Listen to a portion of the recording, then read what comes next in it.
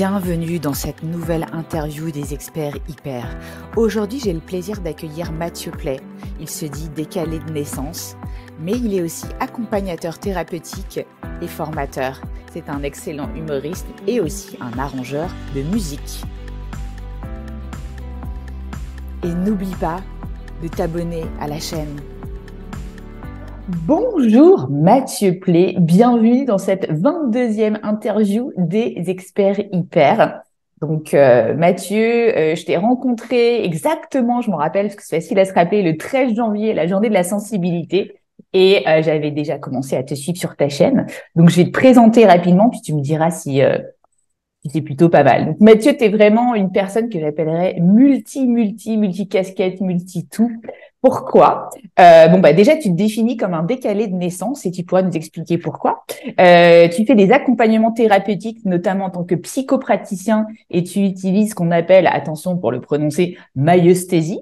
Si tu veux nous en parler plus après, aucun problème. Tu es aussi un homme de spectacle. Alors, je sais pas si c'est la bonne définition, mais tu fais du théâtre d'impro, tu fais aussi du stand-up, tu fais de la présentation de spectacle. Et on verra aussi pourquoi ça peut être intéressant par rapport à la thématique du jour. Tu es aussi ce qu'on appelle un bidouilleur de musique. Tu fais de la musique, mais sans faire de la musique, puis tu fais quand même de la musique. Tu es aussi auteur, qui sortira peut-être bientôt ta progéniture. Tu fais maintenant aussi de la formation. Et on te connaît, je pense aussi, sur la toile, sur Internet, parce que tu as une chaîne YouTube où, comme moi, tu fais aussi des interviews de gens un petit peu zébrés, barrés, et des petites questions-réponses. Et surtout, la thématique de ta chaîne, et ça va être intéressant aussi pour voir comment c'est relié au sujet d'aujourd'hui, c'est oser son humanité. Et le sujet d'aujourd'hui, roulement de tambour, c'est apprivoiser son ombre, apprivoiser surtout ses parts d'ombre. Et on verra pourquoi les parts, c'est aussi important que l'unité. Est-ce que c'est une bonne description de qui tu es, Mathieu? Et si tu veux nous en dire un peu plus, c'est génial aussi. Déjà, merci de m'accueillir, Sandrine. Et puis, c'est comme si j'avais pris, tu sais, un raz-de-marée d'informations. C'est rare, les moments où je vais me faire définir par d'autres. J'ai plutôt l'impression, d'avoir l'habitude de faire l'inverse quand je reçois les gens sur ma chaîne. Donc, des fois, ça fait plaisir d'inverser les rôles, c'est sympa. Et en même temps, c'est déstabilisant, puisque je me retrouve devant plein de définitions que je pourrais moi-même donner, mais qui sont dans la bouche d'un autre, d'une autre saveur. Et donc, je te remercie pour ça, parce que à la fois, je suis un peu gêné, tu vois.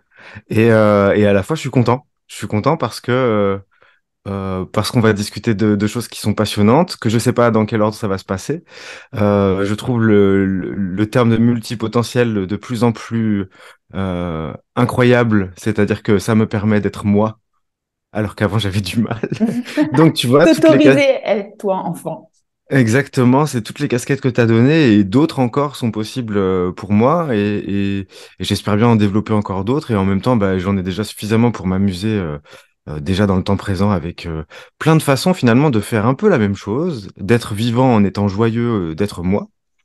Et en étant joyeux d'être moi, je teste qu'est-ce qui fait que la mayonnaise prend entre mes joies et puis l'extérieur en fait. C'est quand ça sonne juste de moi à l'extérieur et de l'extérieur à moi. Et ça c'est tout un programme. Et le sujet d'aujourd'hui, ouais, les parts d'ombre, c'est vraiment quelque chose qui me tient à cœur parce que c'est euh, quand c'est un interdit, la vie est vraiment différente. La vie n'a pas le même goût, il me semble. En tout cas, moi, j'ai testé les deux côtés de l'histoire. Le fait de vouloir être irréprochable et ne pas voir ses parts d'ombre, ne pas les accepter parce que je pouvais pas me supporter avec. Mhm. Et j'ai vu comme ça pouvait réduire le champ des possibles et le champ même dans les deux sens, c'est-à-dire même le champ CHANT. On est vraiment plus en train de chanter, on est en train de se retenir de rencontrer ce qu'on ne veut pas voir de nous. Mhm. Un truc comme ça. Ouais. Donc merci à toi de m'accueillir. Je sais pas, tu vois, justement, je suis un petit peu en mode directement feu d'artifice, mais c'est mon état du moment. Donc ça risque d'être un petit peu dur à suivre parce que ça risque de partir dans tous les sens, mais en même temps c'est fait avec cœur et je pense que ça va aller à tout le monde. Je me fais pas de soucis pour les gens qui suivent ta chaîne. T'inquiète pas, je suis là pour tenir le timing et recadrer. Tu peux me faire confiance. Super. Donc évidemment, vous l'avez compris, nous ce qu'on aime, c'est aussi faire un format un petit peu libre. Donc on est parti pour on ne sait pas combien de temps de discussion libre. Il y a juste une petite contrainte pour moi après, mais je saurais te le rappeler, Mathieu. Ça marche. Pourquoi aussi cette thématique, elle est super importante pour cette chaîne? Je parle souvent beaucoup d'héroïnes des temps modernes. C'est comme ça que je considère les femmes que j'accompagne, les femmes atypiques. Et en fait, le voyage de l'héroïne, c'est quoi? Ben, c'est un voyage de transformation intérieure où finalement on arrive à une complétude d'une certaine manière. Et l'idée, c'est de pouvoir partager ces enseignements sur ce chemin avec d'autres. Et notamment, la sixième, enfin, même la cinquième étape du voyage de l'héroïne, c'est affronter et transformer les démons et les ombres, justement pour aller vers son humanité et un peu plus de complétude. Donc, voilà, c'est pour ça que c'est génial. Donc, aujourd'hui, on va parler de ça. Et tout d'abord, moi aussi, je suis dans une phase explosive et aujourd'hui, j'ai décidé de commencer par de la poésie et lire un poème pour que tu puisses y réagir comme ça te vient. D'accord? Alors, Ça marche. le poème est de David White et il s'appelle exactement La douce obscurité. Déjà, j'aime beaucoup le titre. Hmm. Quand tes yeux sont fatigués, le monde aussi est fatigué. Quand ta vision s'est évanouie, rien dans le monde ne peut te trouver. Il est temps d'aller dans le noir où la nuit a des yeux pour reconnaître les siens. Là, tu peux être sûr que tu n'es pas trop loin pour l'amour. L'obscurité sera ta matrice ce soir. La nuit t'offrira un horizon au-delà de ce que tu peux voir. Tu dois apprendre une chose. Le monde a été fait pour qu'on y soit libre. Laisse tous les autres mondes, ne garde que celui qui est tien. Il faut parfois l'obscurité et le doux confinement de ta solitude pour apprendre que tout ce qui ne te rend pas vivant est trop petit pour toi. Hmm. C'était mon entrée en matière. Bah, super Et entrée en matière, merci. Merci pour ces mots. C'est une super introduction à ce qui nous réunit aujourd'hui. Déjà, je suis touché ouais, que ça commence par de la poésie. C'est un truc que je ne m'autorise pas spécifiquement dans la vie. Et donc, c'est une casquette comme celle du dessin que j'ose à peine Mhm. envisager. Et là, je suis touché par les différentes dimensions qui sont proposées par l'auteur, à savoir, pour moi, là, il y a une importance qui est mise sur la subjectivité. Et c'est une de mes marottes, la subjectivité. Donc du coup, si vous êtes choqué par des paroles que je prononce au cours de cet entretien, sachez que c'est ma couleur et que je vous impose pas ma couleur. Par contre, je compte bien la laisser sortir. Écoutez votre couleur quand elle rencontre la mienne.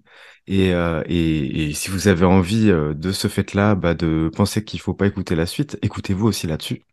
Et d'ailleurs, Mais tout le monde aura remarqué qu'on a bien joué sur les couleurs aujourd'hui. Je crois que la lumière ouais, et l'ombre sont parfaitement représentées.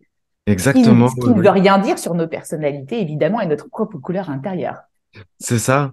Il y a vraiment il y a vraiment cette dimension-là dans cet écrit, euh, de se laisser aller à s'aimer au-delà du raisonnable et au-delà de ce qu'on a compris qu'il fallait faire. Je pense que la première chose qu'on comprend dans la façon dont on va être au monde, c'est bah, les premiers moments où on est dans une dépendance totale.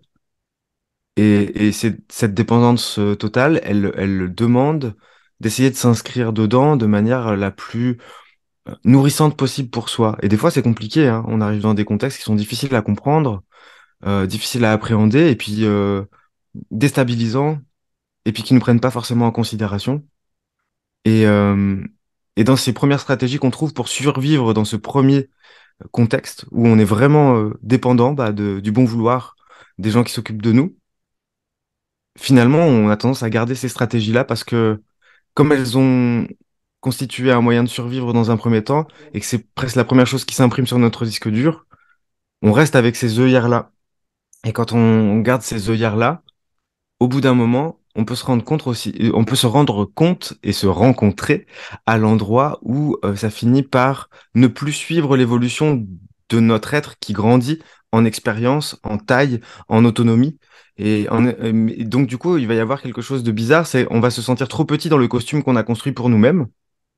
Et à ce moment-là, plutôt que de rester sur cette première stratégie, il est peut-être temps de la remercier et de passer à la suivante, qui va être peut-être de se rencontrer dans des endroits plus sombres, dans des endroits plus profonds.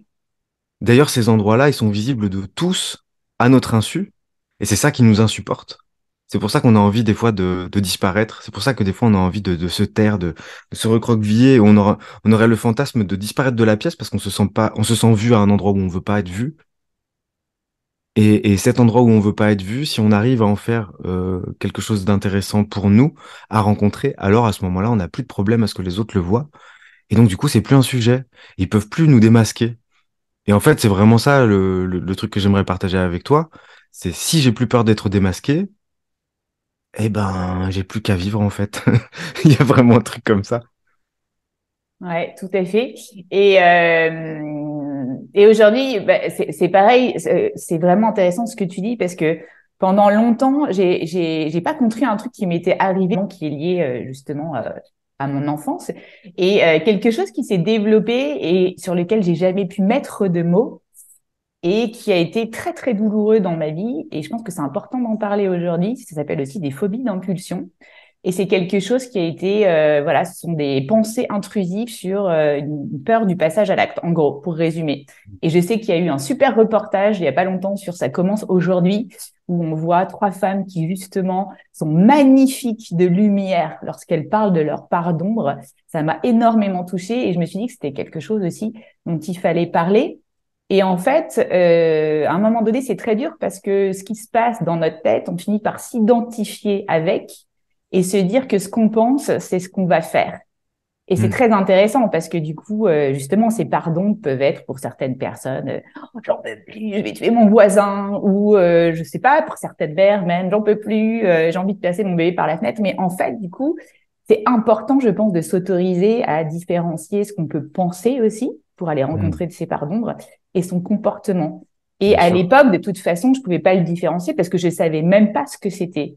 Et je me suis retrouvée un jour en formation d'hypnose et donc j'avais plus de 40 ans où j'ai parlé de ces pensées intrusives à quelqu'un et en fait là il y a quelque chose d'énorme qui s'est passé et la personne qui gérait, qui supervisait en fait le truc a vu que c'était un énorme truc lourd qui était en train de se passer et que la personne en face était en formation, n'allait peut-être pas pouvoir accueillir, être le réceptacle de cette chose-là parce que c'était tellement et lui, il est venu, il a juste pris mes mains, et je pense que si j'en parle, ça va générer de l'émotion. Et il a accueilli euh, ce truc-là comme jamais on avait pu me voir dans ma part d'ombre. C'est-à-dire Hmm. que ce jour-là, ça a été un acte fondateur de ce truc si horrible. Déjà, c'était peut-être lié à plein d'autres choses. Ça me définit pas, ça me définira peut-être plus jamais. Et en même temps, ça fait tellement longtemps que j'avais besoin d'être reconnue et d'être vue comme une bénédiction dans ce truc-là que, en fait, ce truc-là a presque disparu ce jour-là du fait que j'ai pu être vue et de reconnue dans mon entièreté, dans mon humanité, de Sandrine qui, petite fille, avait vécu un des choses qui l'avait poussée à voir ces trucs-là et c'était magnifique. Après, j'ai lu des trucs, j'ai vu des choses. Je sais que peu de gens en parlent, mais waouh, c'était le cadeau dont j'avais besoin, qui était d'une certaine manière si petit, enfin petit et si grand en même temps. C'est être vu, Ouais. être reconnu dans toute sa singularité et même ce qu'on pense être le pire du pire, alors que quand on creuse bien, en fait, c'était juste parfait peut-être comme stratégie pour survivre à l'époque. Voilà. Donc Merci de c'était partager aussi, ça. Ouais, je c'est pense, un super. truc important à partager, c'est oui, on a tous nos parts d'ombre et Hmm. est-ce que nous aussi on peut véhiculer sur la toile? Parfois, les gens peuvent se dire, waouh, putain, c'est des coachs, c'est des thérapeutes, machin. Mais nous aussi, en fait, on a plein de parts d'ombre et c'est, je pense, important qu'on puisse Bien les sûr. poser aussi sur la table et vous dire que vous aussi, vous avez le droit de les poser. Ben, merci de partager ça. Puis c'est très touchant la façon dont on parle parce que tu vois l'importance en fait de mettre de la lumière quand on peut le faire, évidemment. Quand on Euh, est prêt à le faire. Exactement, ou quand quelqu'un est prêt à nous rejoindre à cet endroit-là, parce que c'est très important ce que tu as dit. Une fois qu'on est vu sincèrement avec ce qu'on redoute qu'il soit vu, on se rend compte qu'on avait envie d'être vu à cet endroit-là pour en être débarrassé, pour quelque part purger la peur d'une certaine façon d'être vu Exactement ça. avec et que ça se passe mal. Et donc, bah, je viens à ce point-là qui est très important dans ce que je vais pouvoir proposer en accompagnement, Euh, il ne s'agit pas, quand on va se rencontrer à des endroits douloureux, il ne s'agit pas de consoler celui ou celle qu'on était au moment où on a vécu des choses difficiles, Mhm. parce que consoler, c'est minimiser. Et quelque part, Absolument. quand on console quelqu'un, c'est super, hein, je veux dire, c'est pas une mauvaise chose de consoler les gens. Par contre, quand on veut que ce soit thérapeutique, plutôt que du soutien au présent, et puis après, on est avec la même situation, euh, consoler ou dire c'est pas grave ou ça va aller, ça prend pas en considération exactement ce qui s'est passé pour la personne. Et donc, ou ce qui est en train de se passer pour la personne. Un des trucs les plus durs qui soit, parce que ça nous met face à notre impuissance, on peut que être avec, et c'est tout. Et ça nous met dans une situation qui nous-mêmes nous met mal à l'aise. C'est pour ça qu'on réagit avec c'est pas grave, ça va aller. C'est parce qu'on aimerait que notre présence soit suffisante pour annuler ce ressenti émotionnel fort qui nous met en situation d'échec. On suffit pas à ce que la personne ressente autre chose que ça. Et c'est pour ça que accepter cette impuissance et être à côté de la personne qui ressent quelque chose de fort pour elle, que ce soit dans le présent ou quand on va voir un événement passé qui a été marquant pour cette personne, être avec, comme on serait avec sur un banc public, on irait à côté de la personne, puis on dirait rien, mais juste, on serait vraiment avec, on fermerait les yeux, puis on serait vraiment avec la personne à côté. Mhm. Et à cet endroit-là, eh ben, elle a le droit, en fait, d'être dans cet état. C'est tout. Elle a le droit. Mhm. Et elle doute d'avoir le droit, alors qu'elle est déjà dedans. C'est ça qui se En passe plus. juste avant. Donc il y a une tension à cet endroit-là où on est en difficulté de s'accueillir parce qu'on se raconte que c'est difficile pour les autres de nous accueillir à cet endroit-là. On se sent donc Complètement. sale par avance, quoi. Sale ou critiquable ou Ouais, et puis jugeable. honnêtement, des fois, il y a de la honte de se dire, voilà, ça m'est arrivé à moi. Il y a beaucoup de gens Mm. qui disent ça. Ouais, tout à fait. Donc, euh, il y avait un entretien que j'avais eu sur ma chaîne avec Issa Padovani, Mhm. qui avait une phrase très juste en disant c'est pas les parts d'ombre, c'est les parts à l'ombre. Et ça mettait les choses vraiment en perspective. Elles sont pas éclairées pour l'instant. Point. Elles sont pas en train de faire comme ça. Je vais prendre le pouvoir et je vais faire n'importe quoi. Mhm. Les Oui. les personnes qui vont passer à l'acte dans des comportements qu'on peut juger comme inacceptables aujourd'hui, à l'époque où on est, avec les codes qui sont les nôtres au niveau culturel, euh, les personnes qu'on va pouvoir juger vraiment comme ayant eu des actions, en fait, inacceptables. Je pense que c'est des personnes qui ont refoulé au maximum, dans un premier temps, l'ombre qui disait ça. Et à un moment donné, l'ombre, elle prend le pouvoir parce qu'en fait, elle est trop grosse pour être contenue dans le déni. Et donc, à un moment donné, paf, ça pète, quoi. Il y a un truc comme ça pour... Enfin, je suis pas sûr que ce soit à 100% l'explication, mais ça peut être une explication du passage à l'acte. Et donc, la distinction entre le passage à l'acte et le fait que ça nous habite, le fait que on ait des élans pulsionnels, parfois oui, comme tu disais, des envies de secouer des gens, les envies parce que c'est insupportable pour nous. Mais qu'est-ce que ça dit? C'est chez nous que la sensibilité elle est touchée. C'est chez nous que c'est insupportable et c'est chez nous qu'il y a quelque chose à voir et à accepter, à aller rencontrer.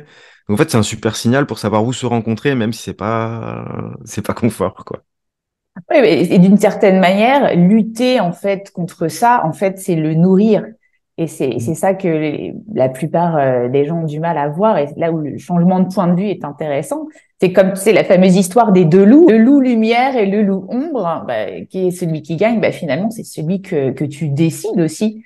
Ça part aussi des fois d'une décision de nourrir ou pas. Et plus tu Ouais. luttes contre quelque chose, plus d'une certaine manière, tu le nourris comme quelqu'un qui voudrait faire un régime et qui se dirait dans sa tête toute la journée arrête de manger des beignets et qui n'entendrait que manger des beignets et Mm. une injonction qui finalement n'arrivera jamais voilà à faire que la personne atteigne ses objectifs parce que l'être humain il fonctionne pas avec des injonctions Ouais. et le truc c'est comment justement je trouve ça intéressant dans le voyage de l'héroïne et ce que disent Dills et Gilligan, c'est comment créer justement une méta-intelligence pour aller plus haut que tout ça et arriver à un soi génératif où on peut contenir en Mm. fait à la fois l'ombre et la lumière et être à l'aise avec tout ça pour recréer une unité que finalement on pensait perdue. Ouais, je suis tout à fait d'accord avec ça. Le fait d'englober les deux et d'y voir une cohérence là où il y a des tensions en fait entre les deux au départ et où on voudrait être un camp face à l'autre. finalement. Appartenir au camp de la lumière contre le camp de l'ombre, mais en fait, on est en train de faire une guerre intestine, vraiment. Mhm. On est en train de séparer notre humanité interne en deux, et on fait ça aussi à l'extérieur.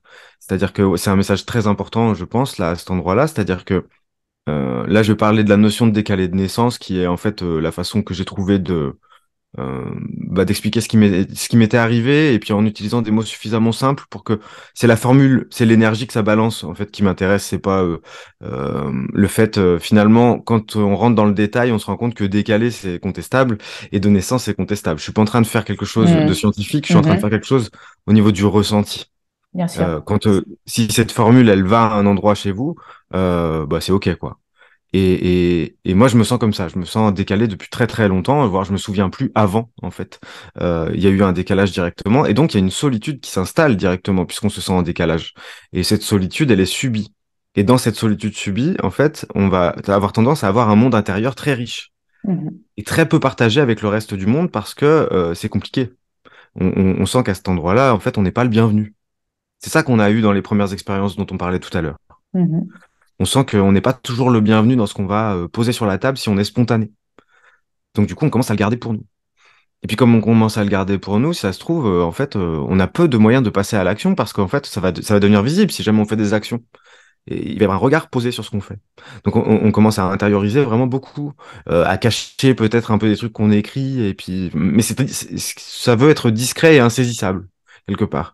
Donc on vit notre vérité de façon caché, comme Mhm. si on en avait un peu honte. Et en même temps, c'est ce dont on est le plus fier parce que c'est ce qui nous raconte le plus, c'est ce qui est le plus en lien avec qui on est là, quoi. Et quand on commence par ce décalage-là, j'ai l'impression qu'il peut s'installer quelque chose où on a un monde intérieur très riche et donc on peut donner du crédit à aller visiter d'autant plus fort euh, les grandes valeurs, en fait. Les grandes valeurs vertueuses, la liberté, la tolérance, la joie, les aspirations qui sont les nôtres à l'intérieur et où on voit pas comment la version un petit peu cheap, un peu l'idole qu'on a devant nous, devant nous avec des gens qui passent à l'action et qui font des trucs qui nous semblent un peu sonner faux, quoi, en fait. On est entouré de gens qui disent aimer la vie qu'ils ont et puis on voit bien que bah, ça a l'air austère, quoi, ça. Enfin, en tout cas, nous, ça nous atteint à l'endroit où on aimerait que la joie, ce soit vraiment de la joie, en fait. On aimerait que l'amour soit vraiment de l'amour. Et quand on voit que c'est des versions un petit peu de contrebande, c'est pas marqué Chanel, c'est marqué Chanel, on le voit. On le voit, le truc. Et on se dit, euh, Ça je peux pas, dissonne. Mhm. ouais, je peux pas acheter ça. Mhm. Je peux pas faire partie de ça, sincèrement. J'arrive pas, désolé. Et quand on construit son monde à l'extérieur de ça, finalement, on touche de plus près les valeurs comme justement la joie, l'amour, etc. Et on a tendance à ne vouloir plus être que ça à nous. Donc on s'autorisera des actions que si on est à la hauteur des vertus qu'on a touchées pendant si longtemps sans passer à l'action et sans en ne se supportant pas dans sa version humaine. C'est ça. Mhm. Du coup, j'ai l'impression que quand on contacte, quand on arrive en tout cas, quand on a la place et qu'on a l'expérience nécessaire, en fait, la vie, de toute façon, elle est bien faite, elle nous propose des expériences en permanence pour revenir à cet état d'humain qui est le nôtre dans un premier temps, euh, avec le petit truc en plus qu'on a en étant décalé depuis le départ, puisque ça fait de nous des gens d'autant plus singuliers qu'on a eu cette histoire jusqu'à maintenant. Mhm. Mais reconnecter avec son humanité, son appartenance à l'humanité, c'est une possibilité de faire rentrer l'humanité à l'intérieur de nous pour se rencontrer dans ces parts d'ombre qu'on a reléguées au quatrième sous-sol parce qu'on voulait pas, parce qu'on est insupportable à notre propre regard dans ces versions ben, médiocrement humaines, en fait. Il y a un truc comme ça. Et je me dis, ben, si on arrive à ouvrir la porte au fait qu'on est merveilleux dans cette médiocrité-là, parce qu'elle fait partie elle fait partie de l'ensemble, en fait, qui nous est accessible, je veux dire. On n'est pas fait que de médiocrité. Par contre, quand on passe à l'action, il y a toujours un moyen de l'améliorer. Comme ça, c'est jamais fini, en fait, de jouer. Comme ça, c'est jamais fini de remettre sur le travail sur la table. Et puis, donc, du coup, il y a une certaine joie, en fait, à faire que, bah oui, c'est pas fini. En fait, on n'arrive pas. On n'arrive jamais à ce que ça soit fini. Et c'est le principe. C'est le principe qui fait qu'on peut être en joie d'avoir compris un truc. Par exemple, là, le m'autoriser à écrire un livre, c'est vraiment ça. C'est-à-dire que, Mhm. il n'y a pas si longtemps que ça, je me mettais devant une page blanche et je voulais tout dire. Voilà. Eh ben, je voulais tout dire. Puis j'attendais. Et puis je puis pas voulais de tout passage dire. à l'action. Mais je pouvais pas tout dire. Donc c'était insupportable. J'étais comme ça, Hmm. une sorte de mini crise à l'intérieur de moi où ma version humaine suffisait pas à être à la hauteur de ce que je voulais mettre sur le papier. Pourtant, mettre sur le papier, c'est une action d'humain. Et donc, j'étais branché dans un étage vraiment très haut perché. Et de cet étage très haut perché, je voulais faire descendre vraiment le nectar, quoi. Je voulais que ça soit fidèle. Et le fait que ça soit pas possible de tout dire, bah, ça faisait que je disais rien. Et en fait, la page blanche était la plus belle traduction du fait de tout dire. Mais Effectivement. j'ai pas l'impression que mon destin, ce soit d'être en haut d'une montagne, les jambes croisées, à faire de la méditation toute ma vie. Et donc, du coup, Hmm. il faut bien que je trouve une solution. Il faut que je trouve une solution pour accepter d'incarner cette médiocrité en étant une partie de la perfection qui se joue et en étant émerveillé, en fait, de ce principe-là. Et qu'est-ce qui fait que justement tu as réussi à poser des mots dans le stand-up en faisant Mm. des sketchs et que la version papier, bouquin, qu'est-ce que ça change? C'est enfin, le côté éternel du livre parce qu'il est posé sur le papier, c'est gravé dans le marbre. C'est quoi la différence en fait? Alors, la différence, c'est que j'ai changé justement de façon de procéder. Je me serais pas autorisé à écrire du stand-up ou un livre dans la version dont je Ok, te dresse le portrait, la version première de mon rapport à la vie. J'étais incapable de faire quoi que ce soit, en fait. J'avais un un peu boulot. paralysé.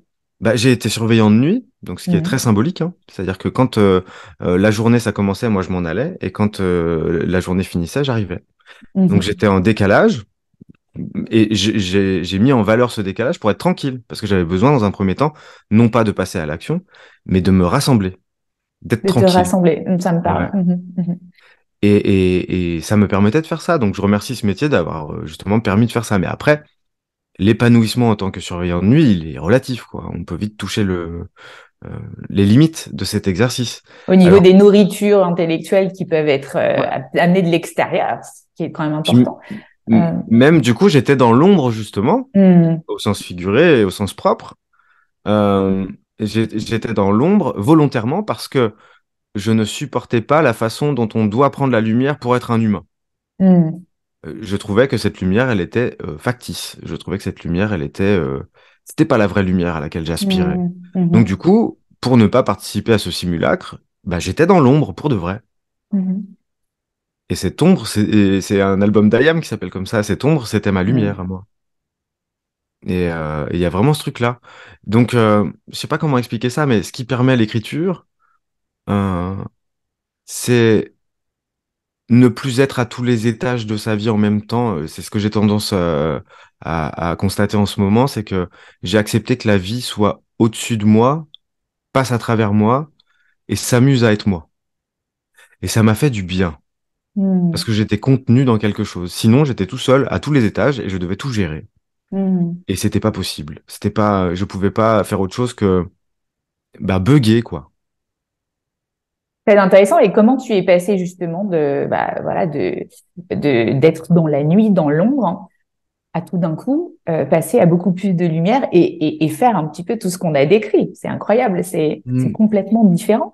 Est-ce que justement tu as accepté ton impuissance pour passer à la lumière? Comment ça s'est passé? C'est quoi les déclics en fait? Est-ce que tu as invité tes parts d'ombre à prendre le thé et à les rencontrer avec curiosité et à commencer à discuter avec elles? Comment t'as fait toi? Ben, je me suis mis à jouer avec ça petit à petit. Dans un premier temps, c'était difficile à digérer, donc ça m'a demandé du temps. Mais les différents déclics, euh, bah, ça a été de m'autoriser à me faire un cadeau de moi à moi sans intermédiaire. Hmm. Première fois que je pouvais m'aimer de moi à moi, me faire un cadeau direct. Ça, c'était hyper important. Donc, c'était de m'installer en Bretagne, alors que j'étais pas du tout de cet endroit-là à l'origine. Et je me sentais tellement chez moi que, en fait, il suffisait de prendre un temps pour m'écouter, pour avoir cette information-là, en disant, mais en fait, Mathieu, tu vis à l'endroit où tu as fait tes études parce que ben, quand t'as grandi, tu étais dans cet endroit-là, juste à côté, c'est là qu'on faisait les études, puis après, tu as rencontré des Par gens, puis habitude, on est bien maintenant, tu es d'accord. là. Bah, par rail, quoi, successif, en fait, ouais. Mhm. Vraiment, je me suis laissé conduire, je me suis laissé flotter, puis c'est un petit peu comme ça que je menais ma vie, puisque je n'osais pas, moi, prendre des initiatives, puisqu'elles étaient humaines, ces initiatives, et qu'elles m'allaient pas, du coup. Donc je me suis laissé porter. J'ai vécu des choses merveilleuses pour autant, c'est-à-dire que j'ai fait beaucoup de musique, j'ai rencontré des personnes formidables, mais j'étais triste, triste, triste, triste, triste à l'intérieur de moi, d'une Mm. façon abyssale. J'ai l'impression que la nuit noire de l'âme, Mm. c'est ma nature première en fait. Il y a un Mhm. truc comme ça, donc autour de moi, je suis accompagné de ça, et j'aime cette période de ma vie aujourd'hui.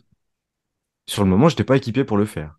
J'envoie beaucoup d'amour à celui que j'étais pendant toute cette nuit noire qui a préparé l'éclosion que je suis en train de vivre avec un délice qui n'aurait pas le même goût si jamais je n'étais pas passé par là. Et Ça veut dire d'ailleurs, je que... trouve que ça se ressent énormément dans tes sketchs.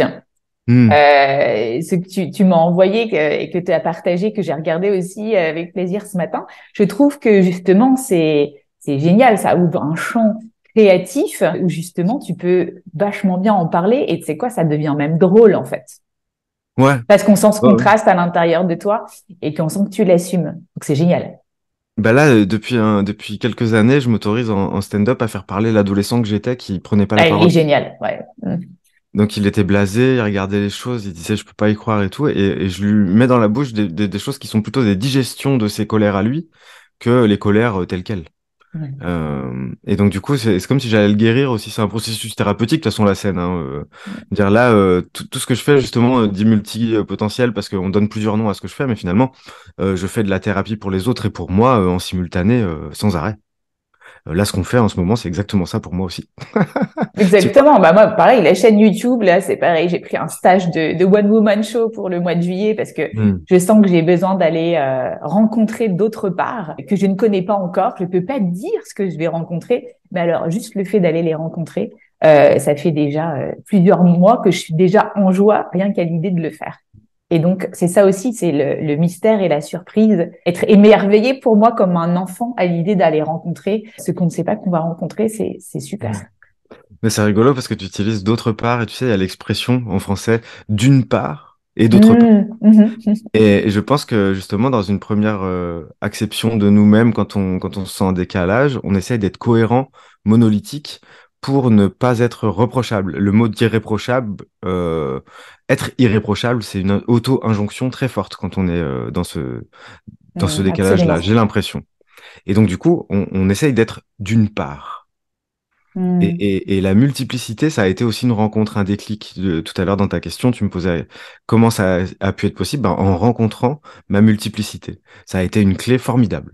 Non seulement pour me comprendre et pour m'accueillir, donc dans différents aspects de moi-même, ce qui fait qu'en fait, ça donne une liberté. Mm. Euh, si tu veux, la cohérence a tendance à enfermer. Et aujourd'hui, j'ai une version complètement différente. C'est dans une grande période de ma vie, j'ai voulu n'avoir qu'une seule personnalité pour que pour qu'elle soit vue en fait et pour qu'elle soit acceptée et pour que tout le monde me renvoie le fait que j'étais que ça parce que je voulais pas avoir autre mmh, chose de moi. mhm. Il y a un truc comme C'est ça. l'effet miroir. Ouais. Donc Mhm, j'essayais de me convaincre à travers les autres que j'étais bien celui que je voulais être, c'est-à-dire quelqu'un d'irréprochable. mhm, Et j'étais occupé à ça tout entier. Ce qui fait que c'était très autocentré et que ça laissait peu de place à la rencontre avec les autres. Je voulais pas les rencontrer, je voulais me rencontrer de façon irréprochable. C'est déjà un sacré boulot parce que c'est pas possible en vrai. Donc il y a vraiment ce truc-là où c'était vraiment mon boulot. Pour me supporter, il fallait que je sois en train de bosser, à me rencontrer à travers les autres parce que je suis tombé sur une phrase il y a pas longtemps pour résumer ce truc-là. Cette période de vie pour moi, c'est je ne peux compter que sur moi-même, mais je ne peux mhm, être aimé que par les autres.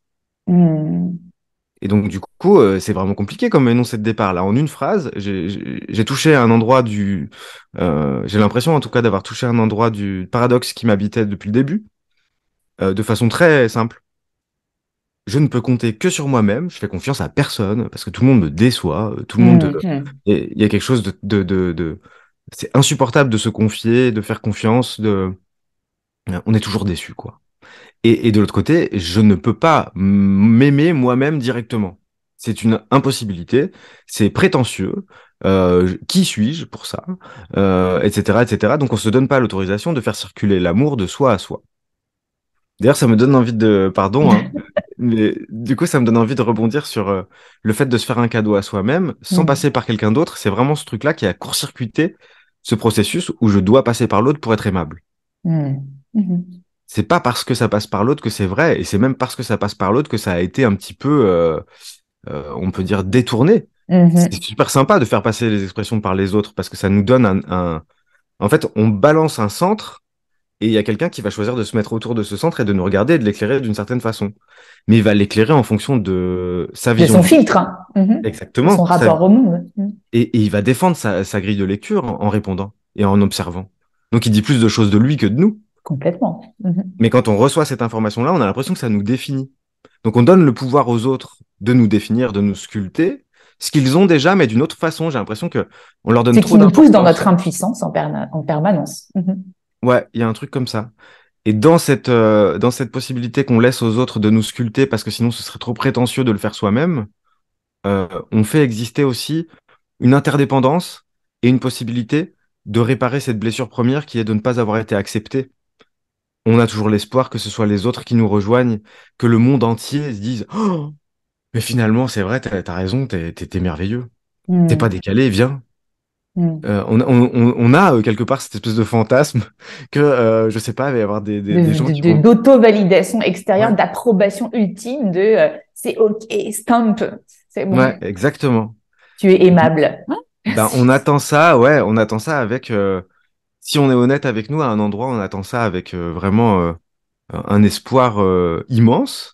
Alors que si on se met devant le truc en question, c'est juste, ça fait prendre la mesure et ça fait constater la nature de ce qui nous habite, à savoir, euh, je ne peux compter que sur moi-même parce que je me suis senti abandonné.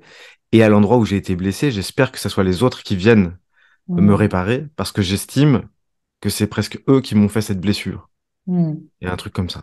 Mhm. Mais ça fait exister un monde où Intéressant. on n'est pas seul.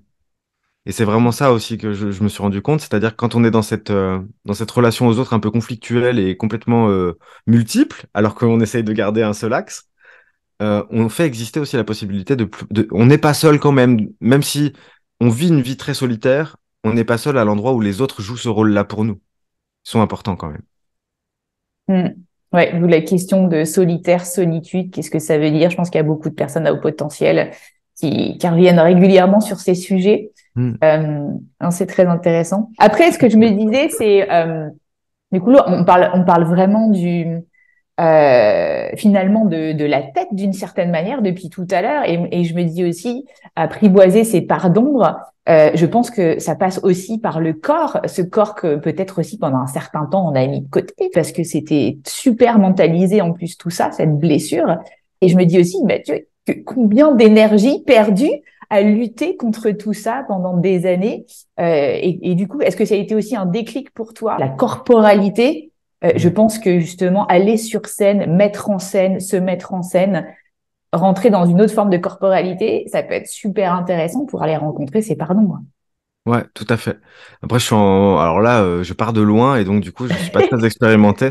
Le rapport à mon corps est encore, voilà, au balbutiement de la connexion que j'aimerais avoir avec lui, mais je suis doux avec moi à l'endroit où c'est comme ça.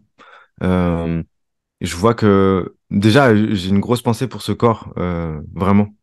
Il y a un gros élan de dire à ce corps merci d'avoir attendu en me posant aussi peu de problèmes, parce qu'il y a vraiment un truc où il a été sympa, hein. Parce que je pense que vraiment, c'est comme si je l'avais relégué. En fait, c'est ce qui me limite, c'est ce qui fait que je suis visible. C'est ce qui fait que je suis jugé potentiellement. C'est ce qui fait que je suis imparfait. Donc du coup, je ne l'ai pas considéré parce qu'il était une entrave à ce que moi je voulais faire, c'est-à-dire flotter, euh, Hmm. flotter Naviguer. dans les absolus en fait, Mhm. et toucher du doigt des absolus qui sont beaucoup plus enviables, puisque je peux les connecter. J'étais avec ça Ouais. très rapidement, c'est à dire puisque je peux penser la liberté, comment ça se fait que je peux pas la vivre? C'est dégueulasse. Je veux dire, d'avoir les options pour la penser, pour ressentir ce que c'est à l'intérieur de nous et dire, oh là là, ça a l'air génial. Et dès qu'on ouvre les yeux, ben, on vit dans une collectivité qui est déjà organisée et on n'est pas d'accord. Et dans pas d'accord, il y a le fait justement d'avoir un corps. Il y a Hmm. vraiment ce truc-là, parce que ça nous situe à un endroit, et donc du coup, le fait d'être situé à un endroit, c'est presque une malédiction, je pense, enfin en tout cas dans le rapport que moi j'ai eu dans un premier temps avec moi-même, le corps c'est une malédiction parce que c'est lui qui me réduit. J'ai l'impression que ce corps il est trop petit pour moi, Et en même temps, j'ai C'est ce qu'on se l'impression disait de... au début et dans le poème, Mm, le costume est trop petit. J'ai envie exactement. de l'exploser. Mm. Il y a quelque chose qui m'est venu aussi dernièrement, c'est que, en fait, dans la transformation qu'on est en train d'évoquer, avec le rayonnement, il y a le fait d'être passé d'un moment où je pense, finalement, puisque j'ai sorti mes rayons maintenant vers l'extérieur, j'en ai gardé aussi vers l'intérieur, mais avant, c'était exclusivement vers l'intérieur que ces rayons, ils allaient, et donc il y avait un phénomène d'autocombustion. Hmm. Parce que je voulais pas sortir ces rayons-là de ce corps-là. Il y Oui, avait puis un truc il comme y a ça. aussi finalement la peur de briller. C'est ce que Ouais. enfin, le discours, je crois que c'était d'investiture de Nelson Mandela avec la fameuse phrase de Marianne Williamson, notre plus grande peur, ce n'est pas des fois d'apprivoiser nos ombres, mais plutôt de briller Mm. et de renvoyer cette lumière à l'extérieur. Parce que Mm. mince, en plus, quand on nous dit t'es au potentiel ou des phrases comme surdoué, qui est quand même un petit peu t'es supérieur, merde, Mm. alors comment vont se sentir les autres aussi? Il y a ça Mm. aussi que beaucoup de clients renvoient par rapport à ce vocabulaire qui est un petit peu compliqué des fois à assumer. Mais en fait, du coup, comment je peux exister sans faire de l'ombre à l'autre en faisant rayonner totalement ma propre lumière? Grande question. Ouais, tout à fait. D'ailleurs, c'est rigolo parce que ça fait partie des déclics que tu me demandais tout à l'heure, la découverte d'être HPI, ça m'a justement fait sortir quelques rayons à ce moment-là. Mhm. Et j'ai remarqué que les gens qui écrivent des livres sur le sujet prennent un malin plaisir à mettre des titres où on est obligé de se planquer chez soi pour lire les bouquins. Il y a vraiment un truc comme ça, hein. C'est fou, hein. Il y a plein de gens qui me l'ont dit, hein. J'achète Ouais, pas La femme surdouée, je peux pas l'acheter parce que du coup mon mari risque de le voir, de je sais pas quoi, et du coup c'est je peux ça. pas être reconnue là-dedans, je suis pas prête, donc je vais pas le Ben, lire. c'est des livres qu'on lit pendant qu'on est en train d'assimiler et d'emmagasiner cette information. Et donc, on n'est pas encore prête à la partager. Parce qu'il y a un temps de... Surtout quand on est foutu comme ça, on a vraiment... ne pas maîtriser un sujet et en parler, c'est presque une faute. Hmm. Donc, en gros, on peut pas parler d'un processus en cours. Le processus en cours, c'est quelque chose qui demande à être maturé avant d'être sorti, parce que comme ça, on sera irréprochable. Il y a vraiment ce truc-là. Et quand les bouquins s'appellent Les surdoués et les autres, La femme surdouée, Trop intelligent pour être heureux, mais vous êtes des malades! Ouais. Vous êtes des malades! Et moi, je vais pas faire exception à la règle, je pense, parce que j'ai déjà mon titre, mais En plus, il y c'est a un peu vraiment des ce truc-là de affirmations quand on... interrogatives, donc qui veulent dire, on lit, hein, c'est comme on se disait tout à l'heure, on lit trop intelligent pour être heureux. Le point Ouais. d'interrogation, le cerveau, il le, Ah il le bah là, traite pas. Donc, on a à la on se fois... dit déjà que c'est déjà pas bien. Donc, il y a plusieurs voies déjà. On peut constater sa multiplicité, c'est intéressant. On parlait de multiplicité tout à l'heure. On peut constater au moins deux voies. Celle qui dit, ah, c'est intéressant, ça me parle, j'ai envie d'aller vers ce truc-là. Je sens qu'il y a des infos pour moi à l'intérieur de ce bouquin, ou de ces hmm. bouquins. Et puis il y a l'autre voix qui dit, non mais t'es fou. Déjà, ça te Comment? Mais concerne. pour qui tu te prends? C'est ça, pour qui tu te prends. Et surtout, euh, si tu t'autorises ce truc-là, autorise-le toi en scred, comme on dit. Fais-le dans ton coin, cache-toi. Hmm, hmm, Il y a une espèce de honte à être en train de s'intéresser à ce sujet-là. Euh, donc, du coup, c'est très double. Souvent, je vais faire il y a dans l'énergie, en fait, qui constitue celle pour moi d'un décalé de naissance, il y a souvent ce geste-là qui me vient. hmm, hmm, On est en train d'inviter les gens à nous rejoindre en les repoussant. Et donc, on fait ce geste-là avec presque toutes les informations, hmm, hmm, j'ai l'impression. Et donc, du coup, dans ce geste-là, il y a déjà une dichotomie. Il y a déjà un aspect double. Donc, il y a déjà une multiplicité. Et donc, il y a déjà une partie de lumière et une partie d'ombre. Si jamais ben, on a un avis sur la question, on va éclairer un côté comme étant la lumière et l'autre comme étant l'ombre. Alors que c'est ce qu'on est en train de faire, c'est ce double truc en même temps. Et que donc, il y a deux parts de nous, au moins, qui sont en train de parler à la fois. Et elles ont toutes les deux raison. C'est ça que je veux dire aussi.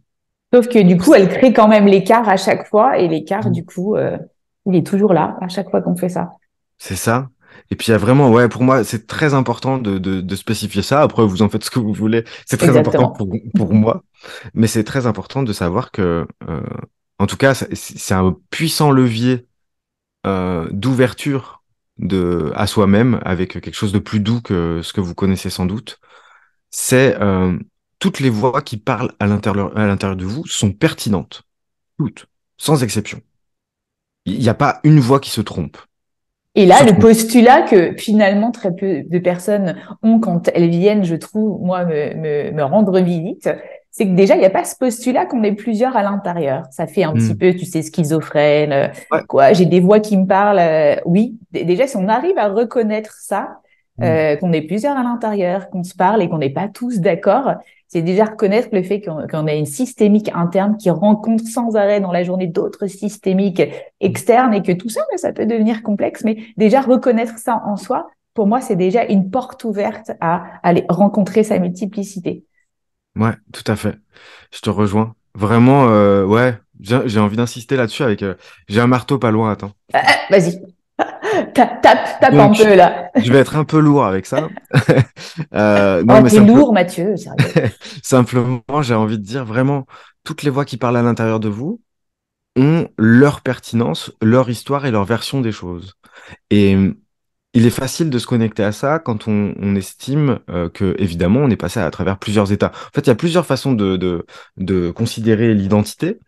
Ça va être d'une part de dire je suis, par exemple, moi je suis Mathieu depuis le début, toi t'es Sandrine depuis le début, et pour autant, tu cesses pas on se baigne jamais deux fois dans la même rivière parce qu'on n'est pas la même personne et parce que c'est pas la même rivière. Pourtant, elle est toujours au même endroit, elle est toujours en train de couler. Si ça se trouve, ça a pas beaucoup bougé dans le débit et dans ce que ça donne comme Mhm, musique, mhm, mais c'est pas la même rivière et on n'est pas la même personne. Donc on est à mhm. la fois toujours le même et jamais le même. Et dans ce jamais le même, il y a tous ceux qu'on a été tout au long de notre vie et on est des millions en fait.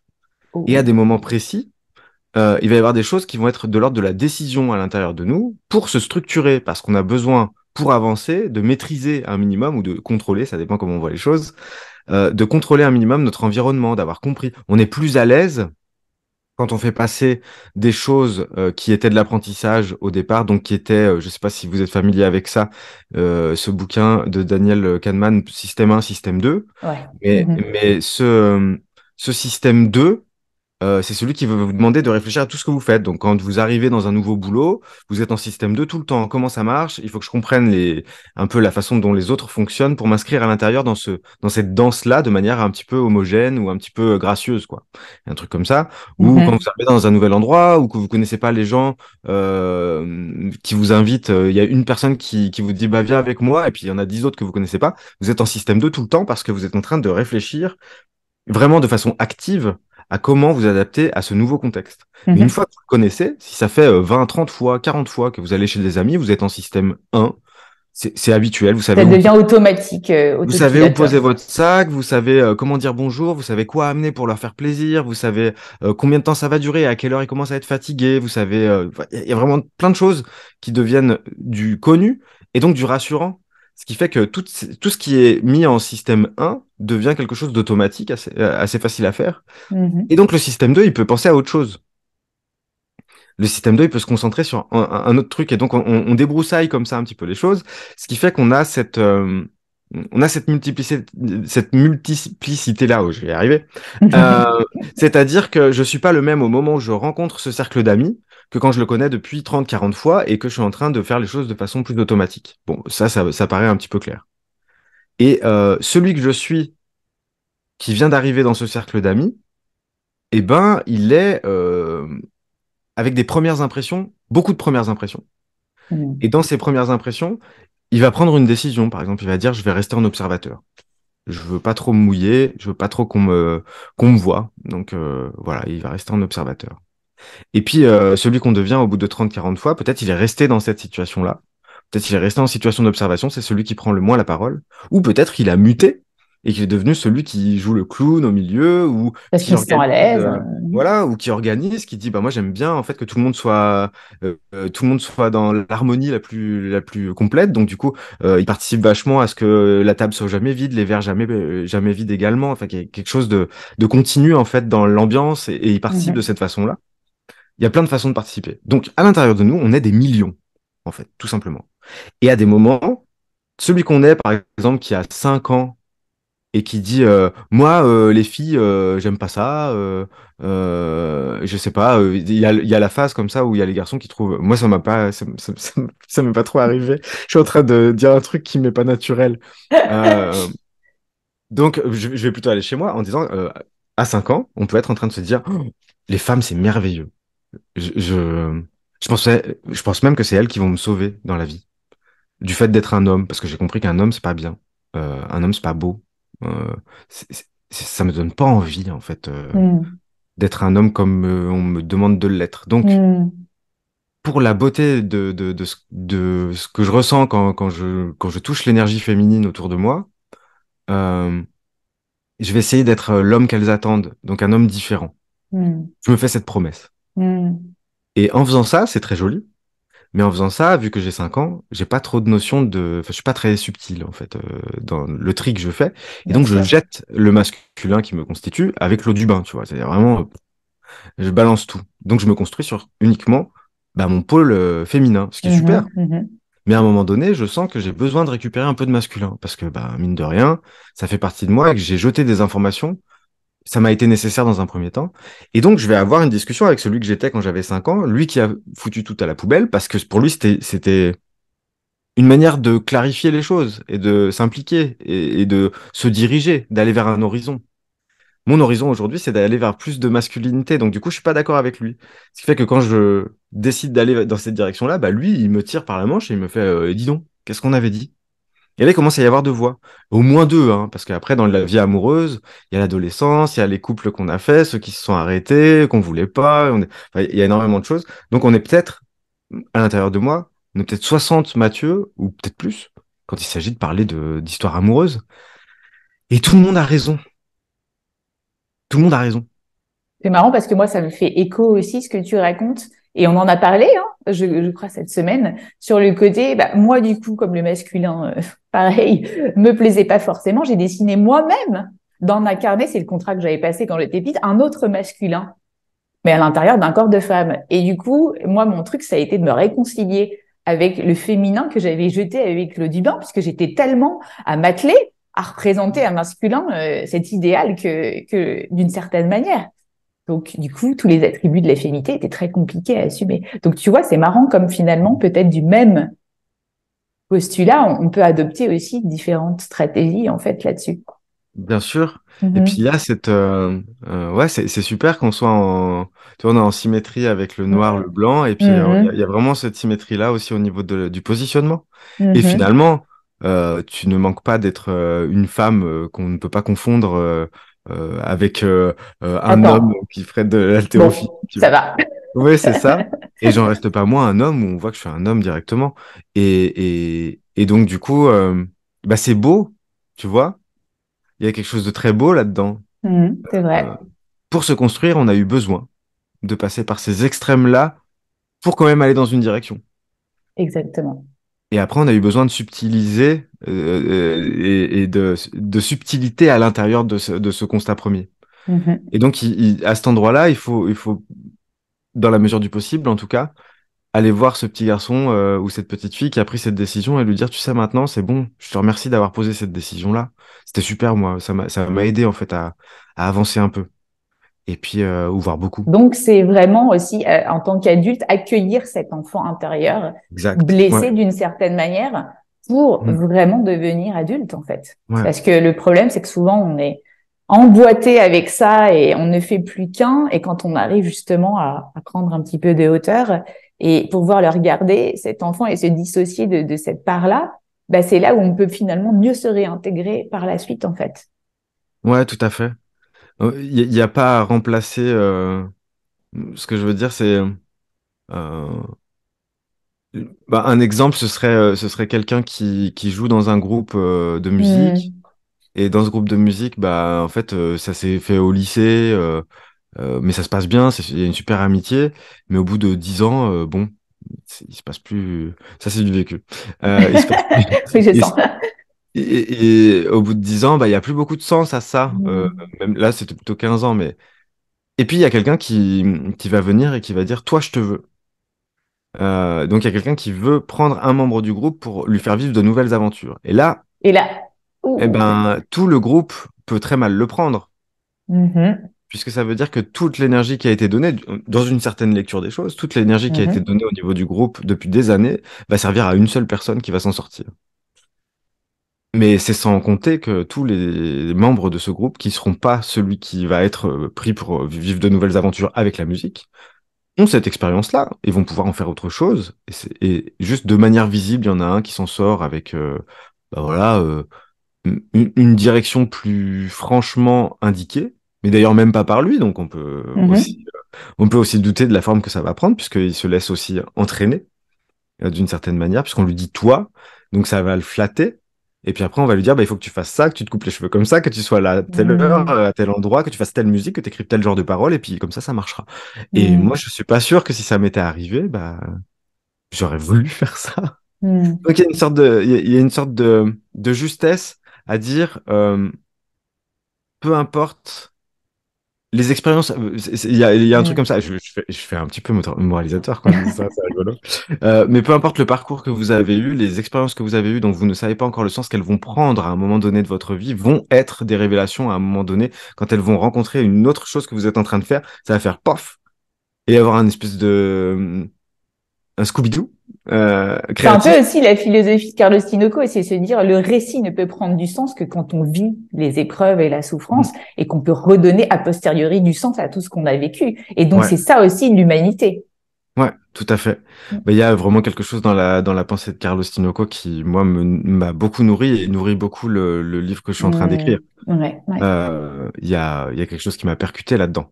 Donc, j'invite tous les gens qui nous écoutent à s'intéresser, en tout cas, à son dernier livre en date, qui date déjà de 2018, je Oui, crois, ou un truc comme ça. ouais, c'est.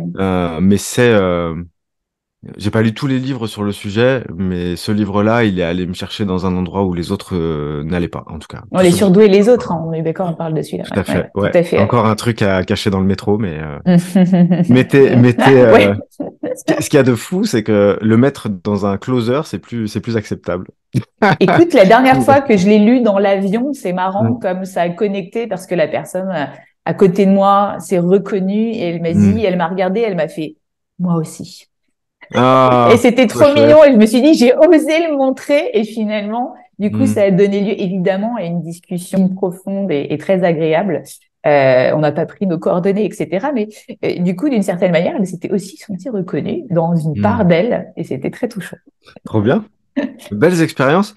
Et tu vois que, à un moment donné où tu aurais eu peut-être un peu plus, au Honte début de la aussi, découverte, ouais. ouais, voilà, Ah, je t'aurais pas l'aurais pas fait. fait. Non, Ouais. non, non. Non, mais même si tu l'avais fait, ça n'aurait pas été la même discussion ou le même échange, c'est sûr. J'en suis Non, plus parce que que j'aurais sûr. été déjà gênée de l'avoir entre les mains. Mm. Je me serais cachée et du coup, je pense que les autres le ressentiraient aussi, évidemment. Ouais. La multiplicité, ça va permettre aussi d'apprendre à jouir du fait de jouer avec les casquettes, les masques. Exactement, ouais. Mm. Et il y a vraiment ce plaisir qui aujourd'hui est accessible pour moi, euh, de pouvoir passer de quelqu'un, bah tu vois, là, de toute façon, ça se voit dans l'échange qu'on a. C'est-à-dire qu'à des moments, ça va être plus dans la malice, à des moments, ça va être plus sérieux, à des moments, ça va faire plus lyrique, dans les moments où je m'écoute parler. Des Euh, envolées. Ouais, c'est ça. Donc en fait, il y a plusieurs couleurs à l'intérieur de moi et je prends plaisir à les laisser se succéder sans avoir peur qu'elles me prennent en otage. Parce que, en Mm. fait, pendant toute la période de gestation de cette explosion en feu d'artifice, j'avais peur de toutes les casquettes parce que j'avais l'impression qu'elles allaient m'enfermer, euh, qu'on allait m'aspirer mon âme et que j'allais appartenir à un endroit où je voulais pas appartenir. Mm. Donc, Mhm. à l'endroit où les hommes sont dominants, par exemple, je voulais pas à l'endroit où, je sais pas, moi, je pourrais me retourner en ayant honte. Je voulais pas mettre de l'énergie à cet endroit-là. Donc Mhm. j'étais en train de me prémunir de pas mal de casquettes parce que j'avais l'impression que ça allait être la dernière. Et ça, c'est intéressant parce que quand on commence à jouer avec, on voit bien qu'elles se succèdent et que plus elles sont nombreuses, plus on a le choix. C'est-à-dire que dans chaque situation, on va pouvoir être un petit peu souple sur notre axe et dire, Mhm. je choisis cette casquette-là parce que j'en ai trois, quatre disponibles pour cette situation. Et je choisis celle-ci parce que c'est celle qui me fait rigoler aujourd'hui, c'est celle qui m'apporte le plus de joie. Et dans la cohérence que je citais précédemment, qu'on essaye d'avoir dans une phase où on essaie de Mhm. se définir et d'être irréprochable, on n'a pas ce choix-là. On est obligé de réagir toujours de la même façon. Si un événement précis se passe, je sais pas s'il y a quelqu'un, par exemple, quelqu'un qui fait du stop, je trouve que c'est un bon exemple. Merci Mathieu. Et, et, quelqu'un qui fait du stop sur le bord de la route. Moi, je passe en voiture. Je peux être quelqu'un de monolithique qui dit Hmm. soit je n'aime pas les gens qui font du stop, c'est toujours des gens bizarres, ça risque de mal tourner ou je sais pas quoi. Donc du coup, je les prends jamais. C'est-à-dire que même si moi, à l'intérieur de Ah, moi, moi, c'est j'ai mieux que toi, hein. C'est je suis une femme, donc je ne peux pas prendre des gens en stop. C'est encore beaucoup Hmm, mieux, hein. tu vois. Et donc il y a ce truc-là où en fait, quand c'est monolithique, on n'a pas le choix. Quand on va rencontrer la situation, le script est déjà fait. Mais ça Donc nous met mal à l'aise. Moi, bah, à il y a pas chaque de fois, ça me met mal à l'aise. il y a pas de moment présent puisque la voix, si ça se trouve, elle Mhm. dit mais vas-y, arrête-toi, ça a l'air cool. Mais tu peux Mhm. pas l'entendre celle-ci parce qu'il y a Non. il y a le général qui a parlé quoi. Celui avec les médailles là, il a dit Notre petit dictateur intérieur, le terroriste qui nous prend en otage. on ne prend jamais les gens en stop. Et puis il y a les gens qui veulent se prouver qu'ils sont généreux aussi, qui ont à cœur en tout cas de démontrer cet aspect-là de leur personnalité. Donc ils sont généreux, ils sont attentionnés, tout ça, tout ça.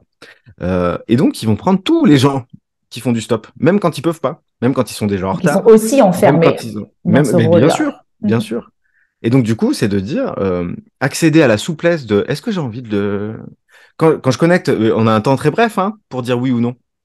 Quand on passe en Donc, je voiture et qu'on connecte à voit la mon personne. intuition, là, mon Bah ouais, corps. c'est ça. Qu'est-ce que je Et c'est ressens? jouer avec ça, donc dans des situations aussi anodines, même s'il y a des histoires un peu affreuses avec ce sujet-là, Bien sûr. évidemment, mais avec tu vois, c'est des moments de vie qui peuvent durer 10 kilomètres pour certaines, Mhm. tu vois. Mhm. Et ben, dans des moments de vie comme ça, s'offrir de la souplesse en disant, j'écoute qui je suis à ce moment-là. Est-ce que j'ai envie de faire un signe à la personne pour juste la soutenir, lui dire désolé, c'est pas possible. Mhm. Est-ce que j'ai envie de pas la regarder parce que je suis dans mon truc là, puis je suis en train de réfléchir à un truc, c'est important pour moi, et puis il y aura bien quelqu'un qui va s'arrêter après. C'est parfait. Si jamais j'ai envie de m'arrêter parce que bah je me dis mais oui carrément, c'est parfait. Et tester en fait les différentes possibilités qu'offre on peut vivre plusieurs vies en acceptant de jongler avec les casquettes et de vivre plusieurs vies, ça cessera jamais d'être nous. Et donc il y a un truc, alors je vais bientôt finir. Je vais bientôt finir mon Ah truc. non, non, je suis Euh, fascinée. et il y a vraiment ce truc-là où il y a pas longtemps, j'ai inversé le truc et je me suis dit, tu sais, on essaie de se définir, on essaie d'être quelqu'un. Hmm. Ça, c'est très important pour nous d'être quelqu'un. Donc du coup, quand on s'autorise plusieurs choses, les gens ils nous lisent pas parce que dans la façon typique de faire les choses, Oui, il faut une seule direction. Faut pas et s'y éclater. tenir. Voilà. Comme ça, on est lisible. Qu'est-ce que tu fais dans la vie? Je fais ça, c'est bon. On est rassuré. On sait que c'est sérieux. On sait qu'on avait raison de penser que c'était un guignol. On sait, voilà, etc., etc. D'ailleurs, c'est souvent la question qu'on nous pose, hein. Qu'est-ce que tu fais dans la vie? Et Ouais, là, t'as un petit peu de temps. Tu veux qu'on s'installe quelque part? ouais, c'est ça. Moi, en ce moment, justement, je suis avec ce feu d'artifice. Je dis, je suis un feu d'artifice. Je suis trop content. Ouais. Donc, c'est trop bien. Simplification. Ouais, c'est ça. Et puis même si on veut rentrer dans le détail, après, on peut aller dans les différentes directions. Euh, mais Mais du coup, ça ramène aussi à cette notion de faux self dont on parle souvent dans la douance, de cette peut-être unique personnalité en trompe-l'œil qu'on s'est fixé à un moment donné parce que c'était la meilleure version de nous-mêmes et qu'on est resté dans cette ouais, habitude. Et souvent aussi, ce qui est intéressant, c'est au travail. Moi, je joue beaucoup avec les personnes qui se sentent mal au travail et on se rend mm, compte rapidement que du coup, elles se sont mis dans un rôle au travail unique qui est très douloureux. Et dès ouais, on ajoute de la souplesse, de la flexibilité, de dire, tiens, et si c'était un grand théâtre dans lequel tu allais tous les matins et que tu pouvais décider quel costume tu pouvais mettre quand tu y allais et mettre de l'intention dans ce truc-là et pouvoir finalement t'amuser et te réémerveiller des rôles que tu peux jouer, et ben c'est incroyable comme ça peut changer finalement la vision de je vais au travail le matin et je déteste ce que je fais parce que du coup ouais. bah ça change tout en fait cette perspective et voilà le fait de ne pas rester enfermé comme tu dis dans un seul costume, qu'est-ce que c'est drôle et jouissif. Mm, carrément. Et puis justement, bah, dans ce que ça m'a fait découvrir, c'est qu'en fait, on n'a pas peur de ne pas être quelqu'un, mais on a peur d'être nous-mêmes parce qu'on a une certitude, c'est que le lendemain, on va quand même s'appeler pareil. Je veux dire, si on se réveille. Donc, tu A t'appelleras priori. Sandrine demain. Et en fait, c'est est-ce qu'on va pouvoir supporter d'être soi-même si on s'est autorisé à faire quelque chose qu'on n'a pas déjà tamponné d'avance, en fait. Voilà, c'est ça. Qu'on n'a pas déjà validé dans la façon d'être irréprochable à nos propres yeux. Euh, est-ce qu'on arrive à s'autoriser des endroits où on n'est pas sûr pour les vivre et pour voir que quand on se réveille, on est toujours on a toujours le même prénom, on n'est plus la même personne exactement, et en même temps on est la même personne. Et donc, on est condamné, d'une certaine façon, à être toujours avec ce corps-là. C'est bien ça, l'incarnation. C'est le fait de, je vais devoir me trimballer tout ce que je fais. Je vais devoir me trimballer toutes les décisions que je prends. Donc, du coup, c'est une condamnation à être, en fait, responsable de tout ce que j'ai fait. Et ça fait flipper. Mais on a tendance à le vivre comme si il fallait choisir une direction pour vraiment être quelqu'un, alors qu'on est vraiment quelqu'un et on peut être tout. Et c'est ça qui nous fait flipper dans un premier temps. C'est bizarre de le voir de cette façon-là parce euh, on a l'impression de devoir conquérir une place parce qu'on n'en a pas. On n'existe pas, je sais pas quoi. Donc il faut absolument s'habiller, quoi. Mettre un costume de qu'est-ce que tu fais dans la vie? Paf, c'est bon. Je veux dire, ça rassure tout le monde. Comme si on n'était personne sans ça. C'est vraiment Et bizarre, d'ailleurs, ça. c'est ce qui arrive parfois pour certaines personnes. Ben, quand on est dans le décalage depuis le début de son existence, vouloir, parce qu'on est pétri des injonctions qui répondent à une autre logique. Alors, je vais faire une petite parenthèse en disant, dans ce que je suis en train d'écrire, en gros, qui fait vachement écho aussi à ce que Carlos a posé, pour moi, il y a le plancher sur lequel on arrive En gros, on va être contenu dans le ventre de sa mère et quand on va sortir, on va tomber sur un plancher. Ce plancher, c'est les gens qui vont nous contenir et qui vont nous expliquer ce Mhm. qu'il faut faire, ce qu'il faut pas faire, comment il faut parler, pas parler, s'habiller, pas s'habiller, ce qui est interdit, ce qui est possible, ce qui est souhaitable, enfin, etc., etc. Donc, pour rester sur ce plancher-là, il faut que tout le monde croit à la même version du réel. Les Et fameux donc, récits collectifs. Mhm. ouais, et donc on n'est pas seul à cet endroit-là, il y a une objectivité qui, en fait, Complètement. est une harmonisation des subjectivités. En fait, c'est pas une objectivité. Oui, On aime à croire que c'est une objectivité pour être dans le vrai. Donc là, il y a des gens, ils arrivent à tenir là-dessus. Pour moi, un décalé de naissance, c'est celui qui n'arrive pas à tenir sur le plancher et qui passe au travers. mm, mm. Et donc, il tombe dans une solitude. Et dans cette solitude-là, il va y avoir plein de questions existentielles qui vont se poser que ceux qui sont là ne doivent pas se poser. Eux, pour rester sur le plancher, ils ont besoin d'échanger les points communs de leur vision du monde pour rester à cet endroit-là. Mm. Et nous, ce qu'on voit d'ici, c'est toutes les différences qu'il y a entre nous et les gens qui tiennent là-dessus. Et L'écart. on est dans une double injonction à l'intérieur de nous, c'est j'aimerais tellement les rejoindre, ça a l'air tellement bon d'être avec eux. Et en même temps, Et en même temps. je vois les grosses ficelles de ce qui fait qu'ils tiennent là-dessus et je ne peux pas y adhérer. Mm. Et donc, tout ce qui va nous être dit à l'école, les institutions, la façon dont fonctionne le collectif sont décidés dans des endroits où ils sont plusieurs à penser que c'est ça la vérité. Et on a tendance à parce qu'on est pétri de ça, quoi. On est dans des contextes où on nous demande d'agir comme ça. C'est pas méchant, c'est pas pour nous faire du mal. C'est juste que parce que pour eux, c'est ça la vie. Et donc, comme c'est majoritaire, bah, c'est comme ça que les informations sont réfléchies, mises en place et transmises et perpétuées. Et dans cette danse-là qui se mène pour les gens qui tiennent sur le plancher, quand on est ici, on a l'impression de pas faire partie du même monde et en même temps, comme on est pétri d'informations qui nous viennent et d'injonctions qui nous viennent avec ce genre de logique, on essaye de se l'appliquer pour rejoindre Le plancher. d'une certaine façon, mais on aimerait rejoindre un plancher sans trahir tout ce qu'on a compris à cet endroit-là. Et c'est C'est là là où, où c'est complexe. ouais, c'est là où on est complexe parce qu'en fait, ce niveau-là, pour moi, c'est de la survie de groupe, et ce niveau-là, aussi bizarre que ça puisse paraître, c'est de la survie solitaire. Et Mm. donc, c'est de la solitude subie. Mhm. Et Exactement. Il y a un juste milieu entre les deux. Mm. dans cette solitude subie, en fait, si tu veux, bah, là, je vais mettre mon plancher ici. En gros, ma carte, hein, je fais ça vraiment Mm. pour rentrer dans les détails. Il va falloir que je sorte mon livre. C'est le monde des autres, l'entre-deux-mondes dans lequel on tombe quand on ne peut pas adhérer à ce plancher, qu'on tombe au travers, et son monde à soi, à l'endroit où la solitude devient vraiment embrassée à l'extérieur des injonctions qui font que les autres tiennent. Et c'est super qu'ils tiennent sur le plancher. Pour eux, ça a du sens. Ils ont des rôles dans lesquels ils peuvent rentrer pour être quelqu'un. Ils ont des priorités, ils ont des rêves. Tout leur est fourni sur mesure. Et c'est pas méprisant ce que je dis vraiment, hein. C'est-à-dire qu'il Mm. y a une partie de moi, de toute façon, qui a envié toute ma vie la facilité avec laquelle certaines personnes pouvaient Mm. rentrer dans ces prêts à être. Peut-être. Mm. J'aime bien cette expression. C'est très joli. Et donc, du coup, j'ai envié ce truc-là, j'ai voulu y aller, et je supportais pas d'y aller. C'est-à-dire que vraiment, c'était épidermique, j'étais comme ça, quoi. En tension. Et il y a le fait de dire, dans la solitude subie, il y a donc un point de vue assez unique et singulier sur les choses qui permet, d'une certaine façon, quand on est prêt, de se jeter dans le vide, dans le fait qu'on a compris que le monde qu'on vit, c'est le monde auquel on croit, d'une certaine manière. Mhm.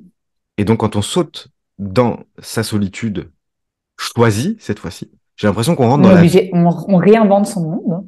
Ouais, on rentre dans la vie, on rentre dans l'acceptation que ça nous dépasse, Mhm. dans l'acceptation que, en fait, c'est de l'acceptation d'être seul, alors qu'on l'a vécu comme une déchirure dans un premier temps.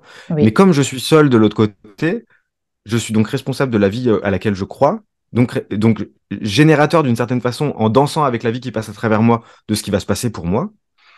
Et personne peut rien comprendre à ce qui m'arrive et à ce qui a de l'importance pour moi si je suis pas en train de l'exprimer du mieux que je peux. Et il y a qu'une partie du message qui va être traduite avec les. Donc chacun de nous est un monde. Mhm. Et comme chacun de nous est un monde, on peut. Bah, c'est vertigineux. C'est-à-dire que ça vient comme une claque parce qu'on est seul. Mais au-delà de cette claque, il y a la liberté, il y a la singularité, et il y a un truc avec lequel on peut jouer. Enfin, moi, je trouve ça formidable, en fait, Mhm. d'embrasser cette solitude de manière à pouvoir être libre et pas agressé. C'est-à-dire que quand je croise des gens qui sont bien parce que pour eux, le sens de la vie, il est là, ça y est, je suis passé dans le moment où ça m'agresse plus. Ça fait du bien. Presque un peu comme retourner à ce sentiment d'être un enfant innocent, enthousiaste, émerveillé Ouais, sur un nouveau monde qui ouais. s'ouvre en fait. Ben, du coup, il y a un truc sur lequel je peux rebondir encore, tu me dis, hein? Ouais. Il y a un truc sur lequel je me suis rendu compte, je sais pas à quel point, si tu veux, c'est très subjectif tout ça. Puisque justement, je suis dans cette acceptation de ma solitude, je suis en train de donner le nectar de cette solitude sans avoir peur. Mm. Vous pouvez en penser ce que vous voulez, en fait. J'ai envie Mm. de vous le dire, hein. Sentez-vous libre de le prendre exactement comme vous avez envie. C'est une, ce serait même un service que vous me rendriez de vraiment accéder à ce que ça fait pour vous. Il y a donc, je me suis rendu compte que pour quelqu'un qui va grandir et qui va adhérer au plancher, Mm. euh, il va falloir, pour devenir un adulte, canaliser son enfant. Donc, une énergie qui part comme un soleil à 360 degrés, on va lui dire quoi faire, quoi être, machin, blablabla, qu'est-ce que tu peux faire Pas pour être quelqu'un? acceptable. Oui, je suis d'accord avec toi. Mais donc, du coup, il va falloir réduire cette énergie d'enfant pour la canaliser dans une direction qui perpétue ce qui est déjà en place en le mutant un petit peu pour que ça soit actualisé et ainsi de suite. Et c'est merveilleux parce que ça fait partie de quelque chose qui fait partie d'un cycle de la vie, quelque part. Donc c'est très beau de faire partie de ça. Bon, moi, j'arrive pas je suis pas Mm. arrivé dans un premier temps à rentrer dans ce cycle-là. Donc, j'ai remarqué que quand on est là, pour s'autoriser à devenir adulte, dans un premier temps, comme on est passé à travers le plancher, à ce moment-là, on a mis une cloche au-dessus de notre enfant intérieur pour pas qu'il souffre trop. Mhm. Exact. On a essayé de garder son rayonnement à 360 degrés et on a essayé de faire que le monde, là, les injonctions qui sont ici, ne tapent pas trop fort sur l'enfant qu'on était. J'ai mon marteau, mais je vais pas le ressortir. Mm.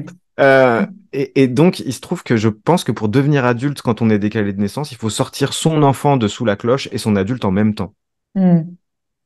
Et donc, du coup, c'est là où est la difficulté, c'est de dire qu'on est enjoint par les règles majoritaires à quelque part sacrifier son enfant intérieur sur l'autel de devenir un adulte, alors que pour un décalé de naissance, il me semble que c'est sortir les deux en même temps dont il s'agit. C'est Exact.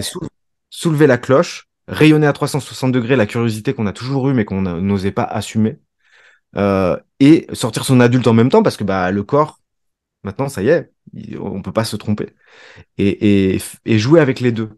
C'est cette image-là de l'adulte et de l'enfant main dans la main qui sont en train de commencer à Mm. vraiment, tu vois, regarder autour et sentir qu'ils ont de l'espace parce qu'ils peuvent compter l'un sur l'autre. Bah, moi, je trouve que c'est une super belle image. Et telle que je le ressens, je me dis, ça peut être une super aussi image de conclusion de cette interview. Ouais, C'est vraiment le jeu, en fait. Et je pense ouais, tout à fait. qu'aujourd'hui, là où on tire tous les deux dans notre vie, c'est pouvoir s'exprimer dans le jeu, être capable de danser, de passer d'un pied à l'autre et de s'exprimer dans des versions de nous-mêmes qu'on ne connaît pas encore. Moi, j'espère en voir plein d'autres de ta part. À chaque fois que je vois une nouvelle version de toi, je me dis, mais c'est pas possible. C'est incroyable. Combien de versions il va nous sortir encore? Donc, merci Mathieu pour cette interview. C'était hyper agréable. J'ai l'impression de me sentir dans une bulle. C'était très agréable et je sais pas si tu veux un petit mot de la fin ou comment tu le Ouais. sens? Comment tu te sens là? Je me sens évidemment avec une frustration de ne pas pouvoir en dire plus, avec Je le le respect, sais. du cadre que tu poses très bien et en ayant saisi cette conclusion et là où elle peut être mise sans problème. Euh, j'ai une petite frustration à l'endroit où les parts d'ombre peut-être qu'on considère en tout cas comme étant de l'ombre dans une certaine vision des choses peuvent être une jouissance à découvrir dans le jeu, justement. Hmm. Donc, je n'irai pas là-dessus, mais j'ouvre juste la petite Hmm. porte pour que les gens ils puissent aller farfouiller qu'est-ce que ça leur dit. Je voudrais te remercier infiniment de ton invitation. Et puis, j'ai trouvé ce moment très fluide, arborescent. Mhm. Et je te remercie pour cette liberté bah voilà, qu'on a pu vivre pendant un temps donné qui servait de cadre. Donc merci à toi pour bah voilà, ta générosité et puis continue. J'ai su que donc tu avais dépassé les 5000 abonnés. Félicitations. On Euh, continue. ouais, continue ce que tu fais, c'est super. Et puis bah à bientôt, j'espère. À bientôt et on espère que vous avez aussi aimé cette interview. Pour moi, c'est important de continuer à recevoir soit des experts, soit des gens qui partagent en fait comment ils vivent leur douance, parce que ce n'est pas qu'un QI, ça serait si c'était uniquement ça. Ça se vit profondément à l'intérieur, à 360 degrés, de manière organique, holistique, et c'est important de pouvoir partager tout ça et justement d'aller dans cette humanité. Moi, aujourd'hui, ce qui me la plus belle chose que tu puisses vivre tous les jours, c'est à chaque fois d'être ramené dans mon humanité. Les thérapeutes que je vois, je les trouve excellents parce qu'ils me ramènent dans mon humanité. Donc voilà, je trouve que aussi le thème de ta chaîne, oser son humanité, est juste parfait. Voilà. Oh, je te remercie. Je te Et remercie. Je voudrais juste remercier aussi les gens qui ont regardé et qui oui. sont restés jusqu'au bout. Quel courage. Quel courage. Et n'hésitez pas à mettre vos questions en commentaire ou s'il y a Ouais. des sujets. C'est toujours frustrant, de toute façon, cette interview, parce qu'on pourrait parler comme ça pendant 5 heures. Donc, si vous avez quelque chose qui vous a titillé et que vous voudriez qu'on développe même une autre fois, n'hésitez pas. Mettez-le nous en commentaire et on vous souhaite à tous une super bonne fin de journée. Salut. Ciao, ciao! Alors, si tu as aimé cette interview, n'hésite pas à mettre des commentaires ou des questions sous la vidéo.